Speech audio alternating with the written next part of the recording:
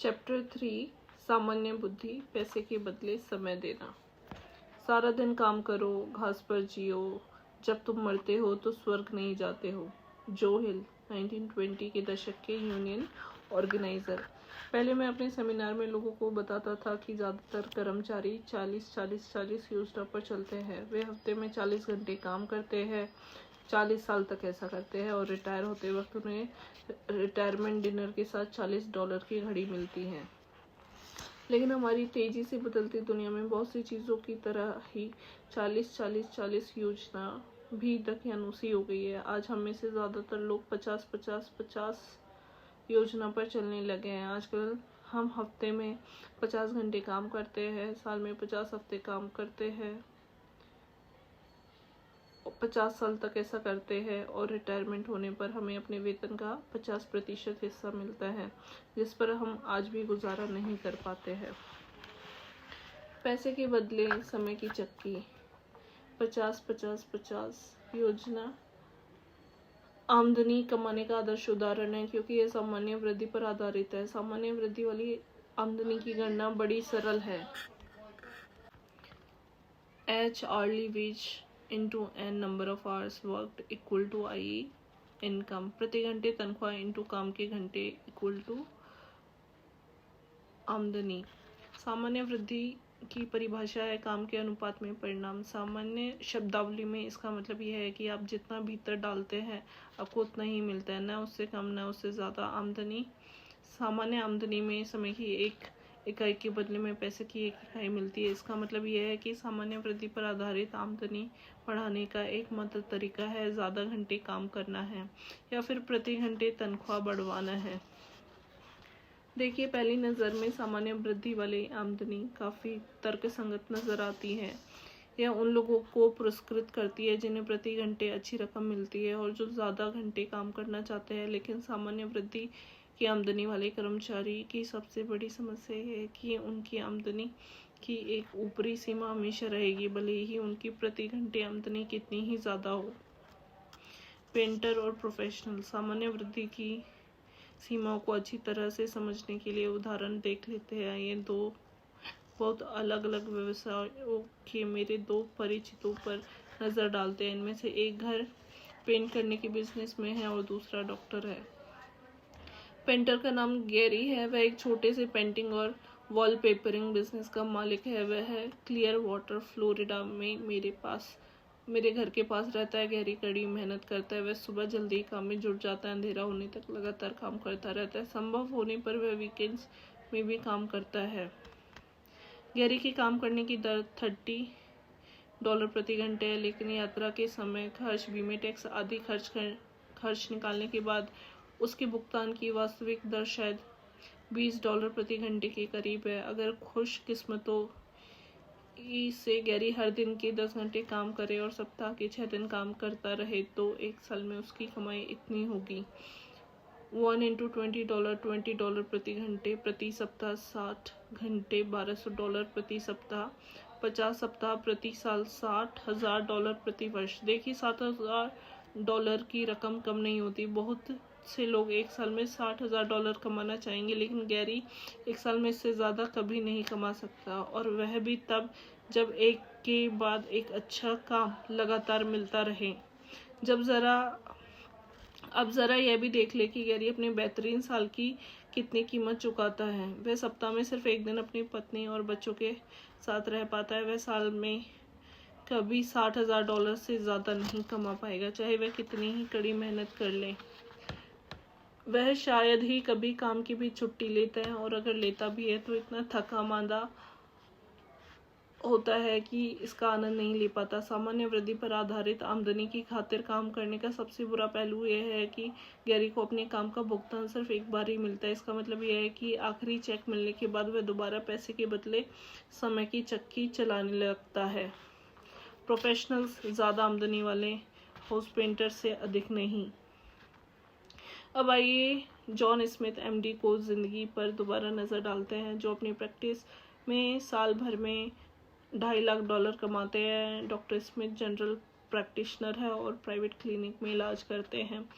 उनके यहाँ 4 पूर्णकालिक कर्मचारी हैं, जिसमें से 2 रजिस्टर्ड नर्स है। बहरहाल डॉक्टर स्मिथ को मरीजों को खुद देखना होता है, इसलिए वे दिन में 8 घंटे काम करते हैं और सप्ताह में 6 दिन मरीजों को देखते हैं। इसके अलावा कागजी कामों को निपटाने में हर दिन 2 घंटे का वक्त चला जाता है और हर महीने 2 रविवार बिजनेस संबंधी मामलों में लग जाते हैं। डॉक्टर स्मिथ के पास अपनी आमदनी बढ़ाने का एक ही रास्ता है, अपने काम के घंटे बढ़ाना, लेकिन वे पहले ही दिन में 10 घंटे काम कर रहे हैं, इसलिए घर पहुंचने तक वे इतने ज़्यादा थक जाते हैं कि होमवर्क में बच्चों की मदद नहीं कर सकते और उनके फुटबॉल मैच देखने नहीं जा सकते और वे अपने काम के घंटों को तो बढ़ा ही नहीं सकते। अपनी नौकरी के गुलाम।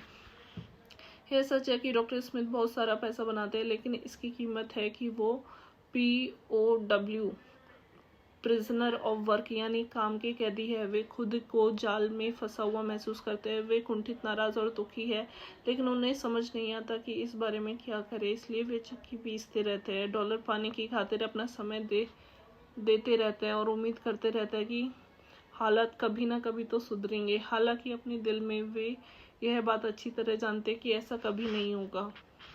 सामान्य वृद्धि पर आधारित आमदनी के साथ यही दिक्कत है, अगर आप खुद काम नहीं कर रहे हैं तो काम नहीं हो पाता। अगर काम नहीं हो पाता तो आपको भुगतान भी नहीं मिलता है और भुगतान पाने का इकलौता तरीका काम को बार बार करते रहना है। भगवान न करे कि यह पेंटर या डॉक्टर कभी बीमार पड़े या घायल हो जाए, जिसकी वजह से यह काम न कर पाए। आपकी चक्की कितने पैसे देती है? आपकी स्थिति क्या है? क्या आप भी पैसे की बदले समय की चक्की में फंसे हुए हैं? अगर ऐसा है तो आपकी चक्की आपको कितने पैसे देती है? आगे व्यवसायों और उनकी औसत सालाना तनख्वाह की सूची दी गई है, जिसे परेड मैगजीन ने अपनी सालाना रिपोर्ट व्हाट पीपल अर्न में प्रकाशित किया था। जरा देखिए कि दूसरे व्यवसायों की तुलना में आपकी सालाना आमदनी कितनी है। 2008 अमेरिका में नौकरियों की आम तनख्वाह। पेशा अस्पताल का सफाई कर्मी, सालाना तनख्वाह $21,000। High school teacher $46,500। कंपनी का वकील $91,500। सेक्रेटरी $29,000। Sales clerk $21,500। अमेरिका का राष्ट्रपति $4 लाख। अखबार का संवाददाता $38,500। Travel agent $30,000। डॉक्टर $1,44,000। पादरी $42,000। अकाउंटेंट $44,500। अमेरिका में परिवार की औसत आमदनी $48,000। क्या आपको यह जानकर हैरानी हुई कि देश की दूसरी नौकरियों की आमदनी की तुलना में आपकी आमदनी कितनी कम है? देखिए, आपको और भी ज़्यादा हैरानी होगी जब आप अपनी सालाना आमदनी की तुलना किसी बड़ी कंपनी के CEO के भुगतान से करेंगे। गौर करें कि 2008 में CEO की तनख्वाह आम कर्मचारी की तनख्वाह की तुलना में कितनी थी। CEO और कर्मचारियों के बीच आमदनी CEO की तनख्वाह $10.5 मिलियन। कर्मचारी की तनख्वाह $35,000। 2008 में CEO की तनख्वाह $10.5 मिलियन। कर्मचारी की तनख्वाह $35,000। अनुपात 301:1। क्या यह आश्चर्यजनक नहीं है कि कंपनी के एक व्यक्ति का मूल्य तो $10.5 मिलियन हो, जबकि उसी कंपनी के सामान्य कर्मचारी का मूल्य सिर्फ $30,000 हो। आपके मन में यह सवाल आ रहा होगा, ये कैसे हो सकता है? लिवरेज से पैसे के बदले समय के जाल को तोड़ना।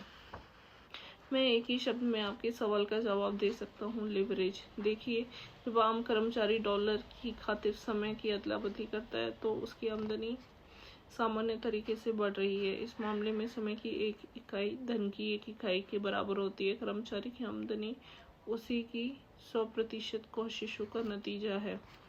दूसरी ओर CEO अपने कर्मचारियों के माध्यम से अपने समय और योग्यताओं की लिवरेजिंग करता है।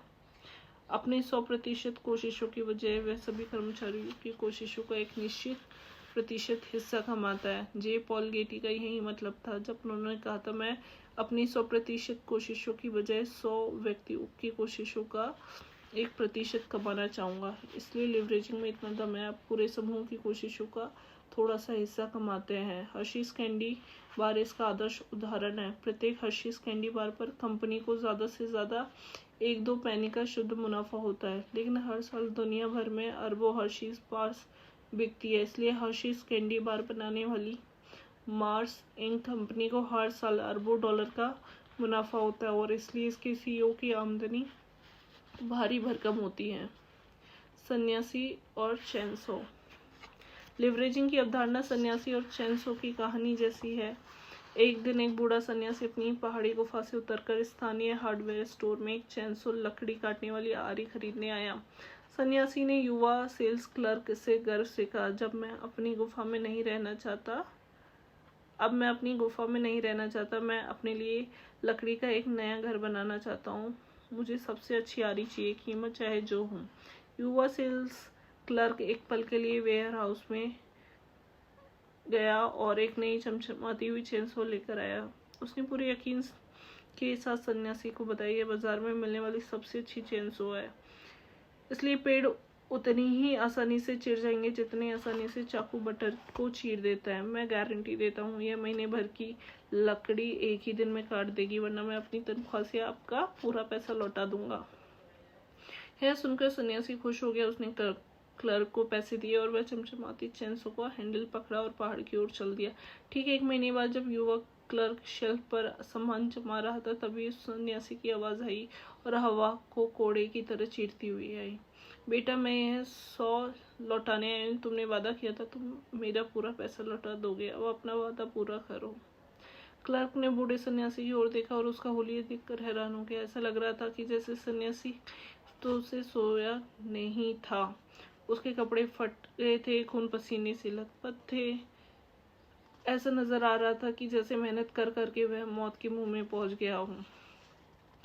क्लर्क ने हकलाते हुए पूछा, आपको क्या हुआ? आपकी हालत तो भयंकर दिख रही है। बूढ़े सन्यासी ने अपनी पूरी ताकत बटोरी और चेनसो को उठाकर काउंटर पर रखते हुए कहा, यह सब इसी घटिया आरी का नतीजा है जो तुमने मुझे भेजी थी। तुमने कहा था कि यह 1 महीने की लकड़ी एक ही दिन में काट देगी, मगर देखो क्या हुआ। मैं 1 महीने से इसका इस्तेमाल कर रहा हूँ और इस दौरान मैं 1 दिन की लकड़ी भी नहीं काट पाया। मुझे मेरा पैसा वापस चाहिए। हैरान क्लर्क ने माफी मांगते हुए कहा, बिल्कुल मैं अपना वादा पूरा करूंगा, बस मैं चेनसो की जांच करके देख लूं, शायद मैं पता लगा सकूं कि गड़बड़ क्या है।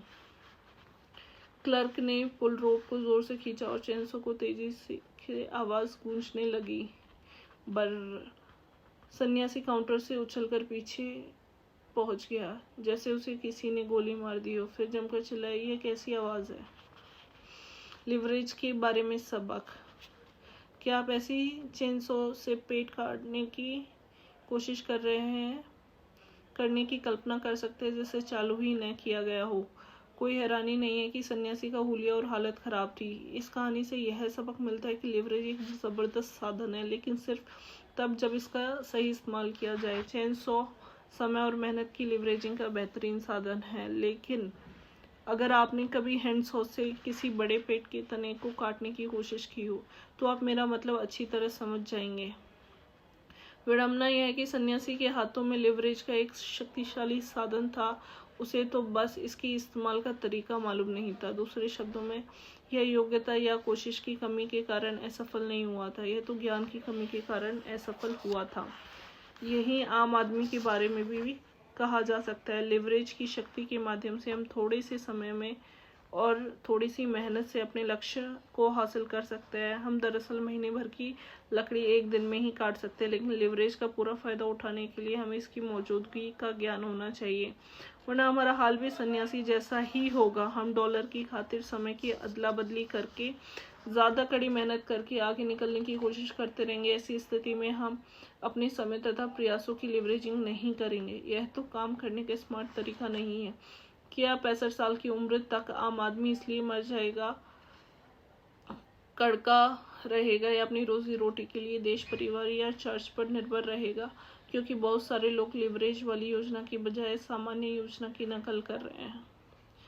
ज्ञान पहला कदम है। सही स्थिति में सही किस्म के लिवरेज की नकल करके हम पहाड़ हिला सकते हैं और मिलियंस कमा सकते हैं।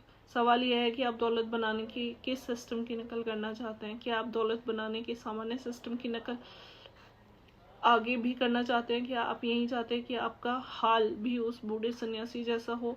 क्या आप भी बहुत कम फायदे के लिए बहुत ज़्यादा मेहनत करना चाहते हैं? या फिर आप युवा क्लर्क जैसा बनना चाहते हैं और लिवरेज की चैंसों को चालू करने का तरीका सीखना चाहेंगे?